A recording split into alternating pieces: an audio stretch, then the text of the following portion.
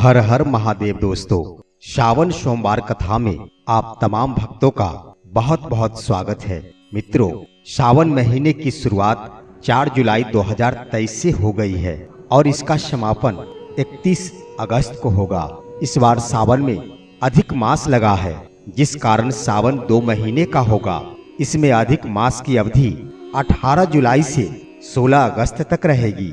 मित्रों, सावन महीने में शिव जी की पूजा जलाभिषेक के साथ ही सोमवारी व्रत का विशेष महत्व होता है। सावन में पड़ने वाले प्रत्येक सोमवार को व्रत रखने का विधान है। आमतौर पर सावन में सोमवारी व्रत की संख्या 4 से 5 होती है, लेकिन इस बार अधिक मास लगने के कारण सावन में कुल 8 सोमवार पड़ेंगे। मित्रों, जिसमें 4 सोमवार सावन और 4 सोमवार अधिक मास के होंगे।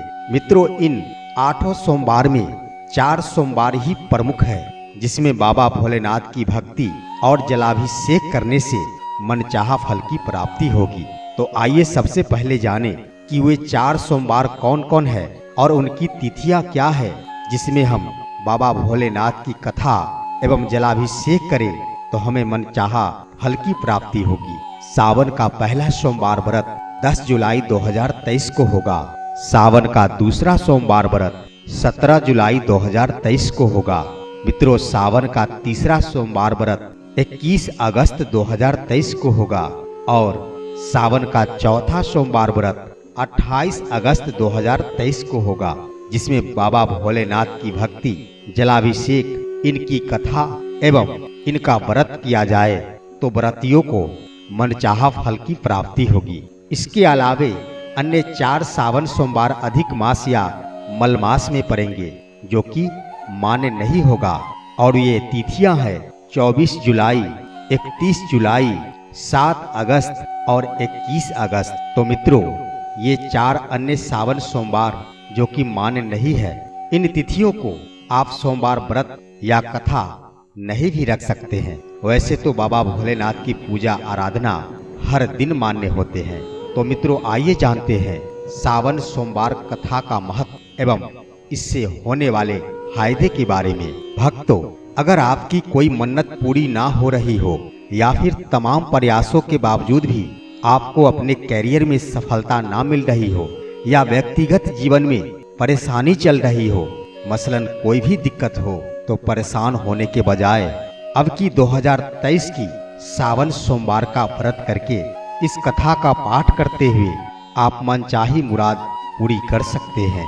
आइए जानते हैं कि भगवान शिव का सावन सोमवार कथा के माध्यम से एक व्यक्ति को क्या फायदा मिला था, जिसे सुनकर हम सभी के मन में बाबा भोलेनाथ के प्रति आस्था जाग उठेगी। मित्रों, एक साहूकार था जो भगवान शिव का अनन्य भक्त था।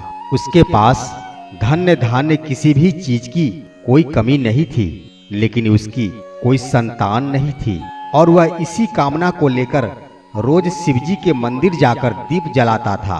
उसके इस भक्ति भाव को देखकर एक दिन माता पार्वती ने शिवजी से कहा, प्रभु, यह साहूकार आपका अनन्य भक्त है, इसको किसी बात का कष्ट है तो आपको उसे अवश्य दूर कर देना चाहिए। इस बात पर भगवान शिवजी बोले कि हे पार्वती, इस साहूकार के पास पुत्र नहीं है, यह इसी कारण से दुखी रहता है। तब माता पार्वती कहती है कि हे ईश्वर, कृपा करके इसे पुत्र का वरदान दे दीजिए। तब भोलेनाथ ने कहा कि हे पार्वती, साहूकार के भाग्य में पुत्र का योग नहीं है, ऐसे में अगर इसे पुत्र प्राप्ति का वरदान मिल भी गया तो वह केवल 12 वर्ष की आयु तक ही जीवित रहेगा। यह सुनने के बाद माता पार्वती ने कहा कि हे प्रभु, आपको इस साहूकार को पुत्र का वर दे देना होगा, अन्यथा भक्त क्यों आपकी सेवा पूजा करेंगे। मित्रों, माता पार्वती के बार बार कहने से भोलेनाथ ने साहूकार को पुत्र का वरदान दे दिया, लेकिन वरदान के पश्चात यह भी कहा कि वह केवल 12 वर्ष तक ही जीवित रहेगा। मित्रों, बाबा भोलेनाथ के वरदान को साहूकार सुन रहा था और वह चुपचाप सुनते रहा। उसके मन में ना खुशी हुई और ना ही दुख हुआ।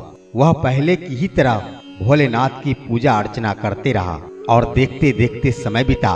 और उधर एक दिन सेठ की सेठानी गर्भवती हो गई और 9वें महीने में उसे सुंदर से बालक की प्राप्ति हुई।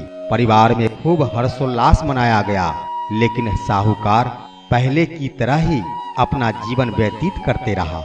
उसे ना तो खुशी हुई और ना ही दुख हुआ। उसने बालक की 12 वर्ष की आयु तक का जिक्र किसी से भी नहीं किया। जब बालक 11 वर्ष की आयु का हो गया तो एक दिन साहूकार की सेठानी ने बालक के विवाह के लिए कहा, तो साहूकार ने कहा कि वह अभी बालक को पढ़ाने के लिए काशी भेजेगा।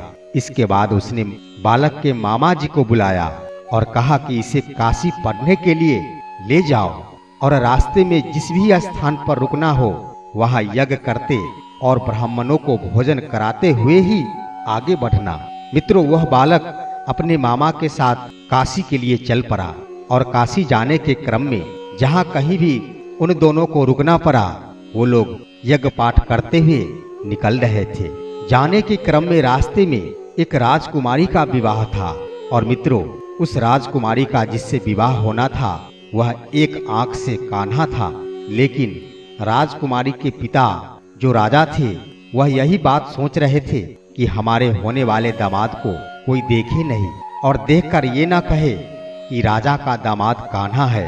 यह बात सोचकर उस राजा ने उस साहूकार के सुंदर से बेटे को देखा तो उसके मन में आया क्यों न इसे ही घोड़ी पर बिठाकर शादी के सारे कार्य संपन्न करा लिए जाए। यह सोचकर उस राजा ने उस लड़के के मामा से बात की और कहा कि मैं ये करना चाहता हूँ, इसके बदले में वह अथाह धन देंगे।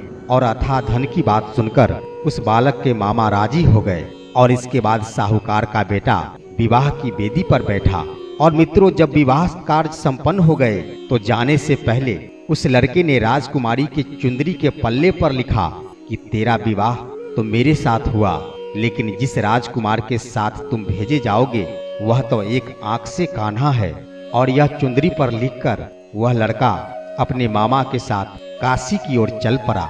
उधर जब राजकुमारी ने अपनी चुनरी पर यह लिखा हुआ पाया तो उसने राजकुमार के साथ जिसके साथ उस राजकुमारी का विवाह हुआ था वह जाने से मना कर दी। और अपनी बेटी की बात सुनकर राजा ने भी पुत्री को बारात के साथ विदा नहीं किया। बारात वापस लौट गई और उधर मामा और वो भांजे काशी पहुंच गए।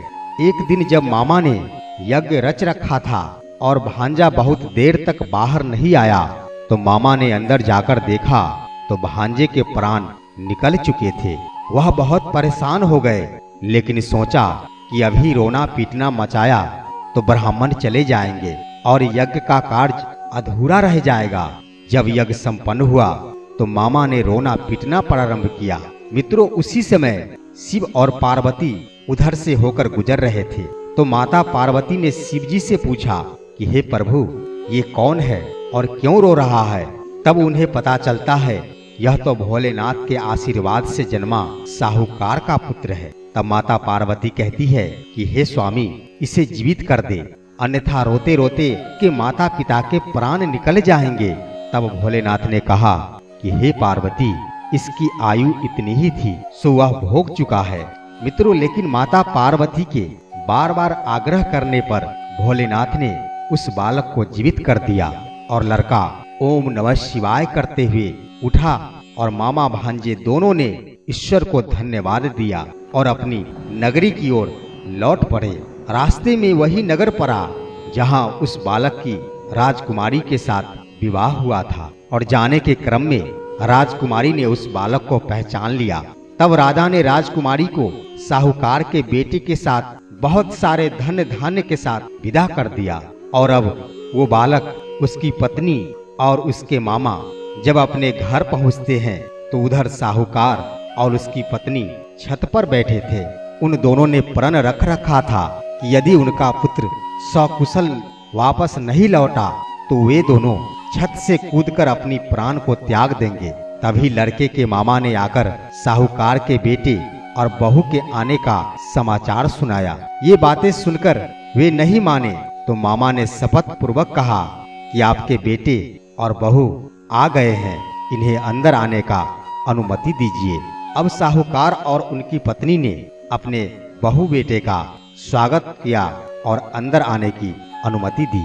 मित्रों, उसी रात साहूकार को स्वप्न में शिवजी दर्शन दिए और शिवजी ने कहा कि हे भक्त, मैं तुम्हारे पूजन से बहुत प्रसन्न हूँ और इसी कारण मैंने तुम्हें अपना पुत्र वापस दिया है। और इस संसार में जो भी व्यक्ति मन से मेरी भक्ति और कथा पढ़ेगा या सुनेगा, उसके समस्त दुख दूर हो जाएंगे और मनोवांछित सभी कामनाओं की पूर्ति होगी। तो मित्रों, इस तरह भगवान महादेव की सोमवार कथा का पाठ करने और उनका व्रत रखने से साहूकार को पुत्र धन की प्राप्ति हुई।